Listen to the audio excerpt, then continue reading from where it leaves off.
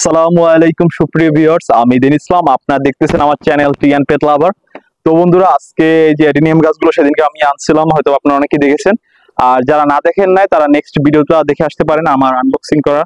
তো বন্ধুরা, আজকে মূলত আজকে এই অ্যাডিনিয়াম গাছগুলোকে রোপণ করব। তো কিভাবে রোপণ করি এবং এতে কি কি ধরনের সার আমি ব্যবহার করি, এগুলো আপনারা ভালো করে দেখবেন। আশা করি আপনারা আপনাদের গাছে যদি এই সারগুলো ইউজ করেন, আপনাদের গাছগুলো অনেক হেলদি হবে এবং ভালো হবে, এবং গাছ থেকে আপনারা সুন্দর সুন্দর ফুল পাবেন।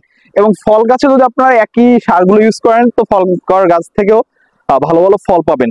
তো বন্ধুরা, ভিডিওটা শেষ পর্যন্ত দেখবেন, আশা করি অনেক ভালো লাগবে। এবং একটাই অনুরোধ থাকবে, কেউ ভিডিওটা স্কিপ করবেন না, তাহলে ইম্পর্টেন্ট অনেক তথ্য হয়তো বা মিস হতে পারে। তো বন্ধুরা, ভিডিওটা শেষ পর্যন্ত ভালো করে দেখুন।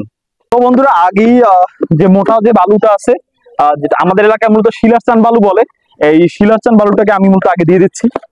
তো এটা কিন্তু হবে না, আরো লাগবে। তো আমার অনেক আগেই মূলত বালু আনা ছিল, ওই বালুগুলো কি আগে ঢেলে দিলাম। তো বন্ধুরা, এই যে আরো শিলারচান বালি এতে দিতে হবে, কারণ অনেকগুলো গাছ আমি কালকে মূলত একটা একা একা রোপণ করছি। তো আজকে আমার সাথে আমার ছোট ভাইরা আছে, ওদেরকে নিয়ে রোপণ করতেছি, কারণ অনেকগুলো গাছ। তো তো একা একা রোপণ করা সম্ভব না। তো হয়তো বা কিছু নয়েজ আসতে পারে, তো আশা করি এগুলো ক্ষমার দৃষ্টিতে দেখবেন। তো দেখুন আমি কি কি মিল করি আর কি। তো এই পরিমাণে মূলত আমি এই এক বালতি আর এই হাফ বালতি পরিমাণে মূলত আমি শিলারচান বালি, যেটাকে মূলত পাথরের গুঁড়া বলা হয়, সেই পাথরের গুঁড়াগুলোকে নিয়েছি। সেটা আমার অনেক আগেই ছাদে রাখা ছিল, তো এই জন্য একটু ভিজা। তো সমস্যা নেই, মাটিগুলো শুকনো আছে। আর এর সাথে আমি যে এমনিতে মোটা যে বালিটা পাওয়া যায়, ওইটা আমি মূলত এর সাথে দিয়ে দেবো। তো ভিউয়ার্স, এখন যে মোটা বালু আছে না, যেটা মূলত বাসাবাড়ির কাজে প্রয়োজন হয়, তো সেই মোটা বালিটাও এর সাথে অ্যাড করে দেব। তো মাটির থেকে বালির পরিমাণটা একটু বেশি রাখবেন। মাটির পরিমাণ দেখা যায় 30 থেকে 40% মাটির পরিমাণ হলেই হবে। আর তো অ্যাডেনিয়াম গাছে বালুর পরিমাণটা একটু বেশি দিবেন, বালু এবং জৈব সার এগুলোর পরিমাণগুলো একটু বেশি দিবেন। এখন এর সাথে অ্যাড করে দেবো মূলত ইটের যে গুঁড়াটা আছে, ওইটা আমাদের এখানে এগুলোকে চিপস বলা হয়। তো এইটার এই গুঁড়াটাকে মিশিয়ে দেবো। তো বন্ধুরা, এখন এর সাথে বায়োডার্মা অ্যাড করে দেব। তো বায়োডার্মা যদি আপনাদের এলাকায় থাকে, আপনারা এটা অ্যাড করে দিতে পারেন, এতে অনেক গাছের জন্য অনেক উপকার হয়। তো এই সম্পর্কে যদি আপনারা কেউ গুগল সার্চ করেন, তো অনেক কিছু জানতে পারবেন এই বায়োডার্মা সম্পর্কে। এটা সম্পর্কে গুগলে অনেক তথ্য দেওয়া আছে, তো আমি বিস্তারিত ভাবে ওগুলো বললাম না, কারণ তাহলে অনেক ভিডিওটা অনেক বড় হয়ে যাবে। তো হাড়ের গুঁড়া এর জন্য আমি নিয়ে নিলাম প্রায় 1 মুঠ পরিমাণে। আরো কিছু নিয়ে নিই। অনেকটা পরিমাণে জৈব সার দিয়ে দেবো। জৈব সার অনেক বেশি করে দিতে হবে। আর আপনারা জৈব সার যতই দেন না কেন, এতে কোনো ক্ষতি নেই। আর শুধু যদি জৈব সারের উপরে আপনারা গাছ লাগান, এতে করে গাছের কোনো ক্ষতি হবে না, কারণ এটা পুরোপুরি অর্গানিক। তো আমরা জৈব সার অনেকটা করেই দিয়ে দিতেছি।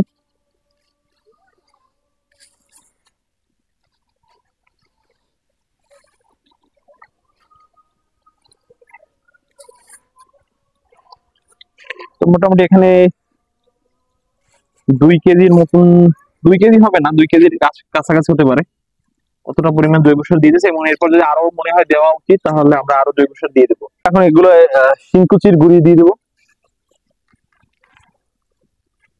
এটা একটু বেশি পরিমাণে দিয়ে দিই, কারণ এগুলো সব অর্গানিক সার। এই অর্গানিক সারে এতে করে আর কি গাছের কোনো ক্ষতি হয় না। এখন এই যে সারটা লাল সার, এটার নামটা আমার ঠিক মনে নেই, হয়তো বা আপনারা দেখলে চিনতে পারবেন যে এটা কি সার।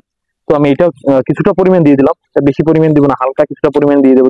যেহেতু এতে কেঁচো বা অন্য কোনো ধরনের পোকামাকড় থাকার কথা না, তারপর কিছুটা পরিমাণে আমি দিয়ে দিলাম। এটা আমার অনেকটা পরিমাণে আছে, কিন্তু আপনারা আবার এটা মনে করেন না যে আমার কাছে নাই দেখে অল্প পরিমাণ দিচ্ছে। এটা আমার কাছে এই এতটা পরিমাণ এখনো আছে। তো আমার সাথে অনেকটা পরিমাণে কোকোপিট দিব আর কি। তো কোকোপিট গুলো একটু জট বেঁধে গেছে, তো এগুলোকে আমি সুন্দর করে আগে একটু ছাড়িয়ে নিচ্ছি।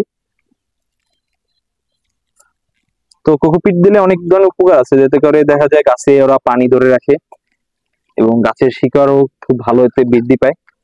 কোকোপিটে অনেক ধরনের উপকার। তো আপনারা চেষ্টা করবেন যে কোকোপিট যদি আপনাদের এলাকায় পাওয়া যায় তো ইউজ করতে, না হলে নারিকেলের ছোপলা দিয়ে আপনারা যতদূর সম্ভব যদি নিজে বাসায় তৈরি করতে পারেন, তাহলে অনেক ভালো। কারণ কোকোপিটের দাম অনেকটা বেশি নেয়, আমাদের এলাকায় প্রায় 80 টাকা করে কেজি নেয়। তো তো এক এক এলাকায় এক এক ধরনের দাম হতে পারে। আমি নিজে কিছু জৈব সারের মতো মতো আমার ছাদে যে সকল গাছ পচা ছিল, মানে মতো গাছের পাতা এবং অনেক ধরনের গাছগুলো আমি মূলত অনেক ধরনের গাছ হয়েছিল বা এবং নয়টা ফুল যে গাছগুলো ছিল ওইগুলোকে মূলত আমি এক জায়গায় রেখে তো ওগুলোকেও পচিয়েছি। তো ওটা থেকে একটা জৈব সারের মতনই হয়েছে। তো ওইগুলো আমি আমার এই সারের সাথে অ্যাড করে দিব। তো ওগুলোকে এর সাথে ভালো করে অ্যাড করে দিব। তো আমি কিন্তু এগুলোকে অলরেডি একটা সুন্দর করে মিক্স করেছি। তো এরপরে ফাইনালি আরেকটিবার খুব ভালো করে মাটি মিশিয়ে তারপর আবার মিক্স করব। তো ভিডিওটা আপনারা শেষ পর্যন্ত ভালো করে দেখুন, আমি কিন্তু এর সাথে আরো অনেক কিছু দিব আর কি। তো আরো কি কি দিই এর ভিতরে, তো এগুলো আপনারা ভালো করে দেখবেন আশা করি। তো ভিডিওটা শেষ পর্যন্ত দেখুন। তো বন্ধুরা আরো অনেক পরিমাণে এর সাথে অ্যাড করে দিচ্ছি। তো এর সাথে আরো অনেক ধরনের জৈব সার যাবে। দেখুন এখানে দেখে যান, ক্যামেরাটা দাঁড়িয়ে আসো। দেখুন এখানে কিন্তু একেবারে অর্গানিক ভাবে কেঁচো যে জৈব সারটা হয়, একদম কেঁচো জৈব সার আপনারা হয়তো বা খেয়াল করতেছেন।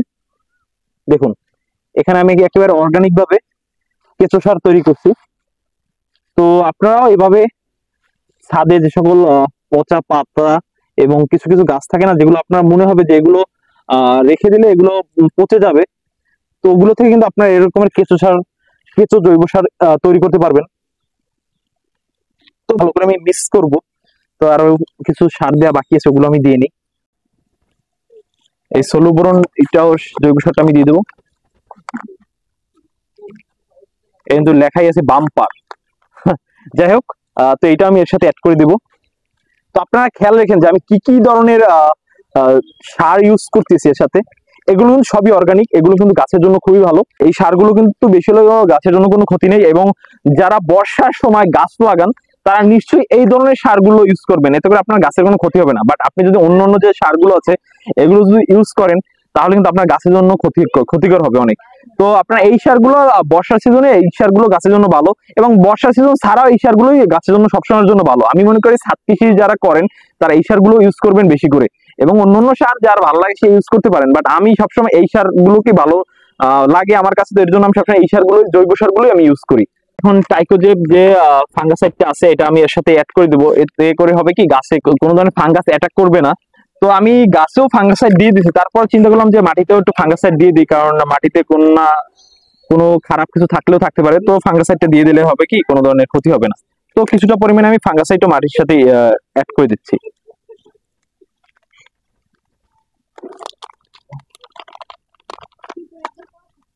তো এটা মোটামুটি মাটি বুঝে 1-2 চামচ করে আপনারা মিলিয়ে দিতে পারেন। তো এনাফ, এতটুকুই হবে। তো বন্ধুরা এখন পোষাবের যে রুট হরমোনটি আছে তো এটা দিয়ে দেবো। তো এটা দিলে হয় কি গাছের শিকড়গুলো খুব দ্রুত বৃদ্ধি পায় এবং গাছে অনেকটা পরিমাণে ফল আসে। তো এটা আমি এখন কিছুটা পরিমাণে এতে দিয়ে দিচ্ছি।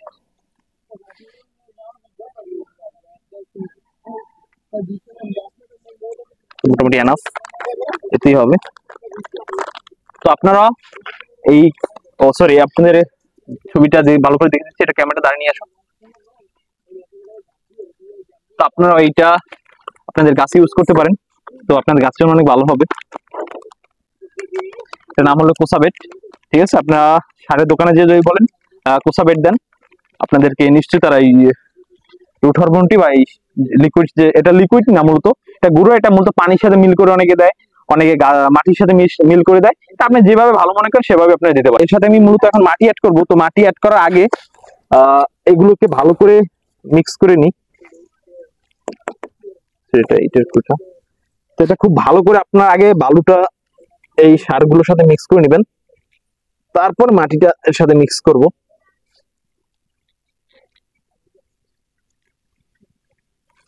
তো আশা করি আপনারা বুঝতে পারছেন যে আমি এর সাথে কি কি অ্যাড করেছি। যদি কেউ না বুঝেন তাহলে আমাকে কমেন্ট করতে পারেন, আমি ক্লিয়ার করে দিব।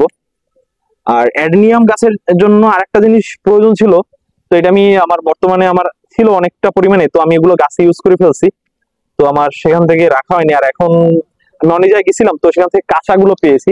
সেটা হলো গরুর গোবর, যে গরুর যে গোবর সারটা ওইটা পেয়েছিলাম। তো ওটা একেবারে নতুন, যেখানে যাই সেখানে নতুন। আর বর্ষার কাল থাকার কারণে ওভাবে কোথাও গরুর যে ফাঁসটা আছে, গোবর ফাঁস, তো ওটা কোথাও শুকাতে পারেনি। সব জায়গায় যেখানে দেখেছি সব জায়গায় ভিজা। তো এর জন্য এই ধরনের যে জৈব সারগুলো আছে আমি এগুলো ইউজ করলাম। তো আশা করি এতে করেই হয়ে যাবে। তো নেক্সট টাইম যখন আমি গোবর সার ম্যানেজ করতে পারবো, তখন এর গাছের গোড়ায় আমি গোবর সার গুলোকে দিয়ে দেবো। আগে ভালো করে মিল করি, তারপর আবার আসতেছি। তো বন্ধুরা, এখন এখান থেকে মাটি নিয়ে নিচ্ছি। তো মাটিগুলোকে আগে আমরা কিছুটা গুঁড়ো করে নিয়েছিলাম, তো ওখান থেকে কিছু মাটিটা আমি আর আমার ছোট ভাই মিলে ওখানে নিয়ে যাচ্ছি। আর ক্যামেরার পিছনে আমার আরেকটি ভাই আছে, তো ক্যামেরা ধরে আছে। আর ওখানেও 3জন বিচ্ছু বাহিনী আছে, এরা মূলত কাজ করতেছে।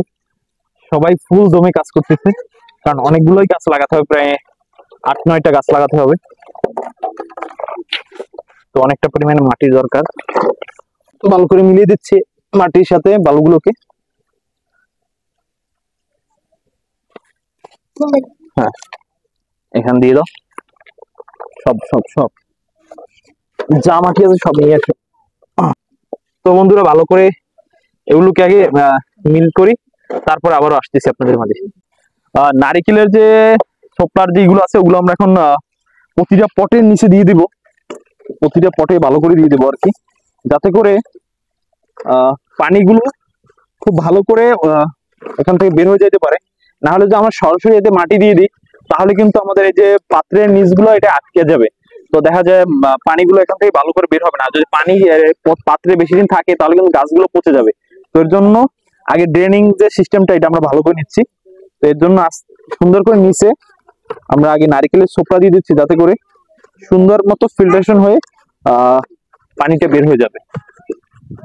কোনোভাবে এই যে নিচে আমি অনেকগুলো ছিদ্র করে দিই, প্রতিটা পাত্রের নিচে কিন্তু আমি অনেকগুলো করে ছিদ্র করে দিচ্ছি, যাতে করে পানিগুলো খুব ভালো করে যেন এখান থেকে বের হয়ে যেতে পারে। তো এরপরে আমি এর উপরে কিছু এর উপরে কিছু আমি ইটের গুঁড়া দিয়ে দেবো আর কি, যেটা আমাদের এলাকায় চিপস বলা হয়।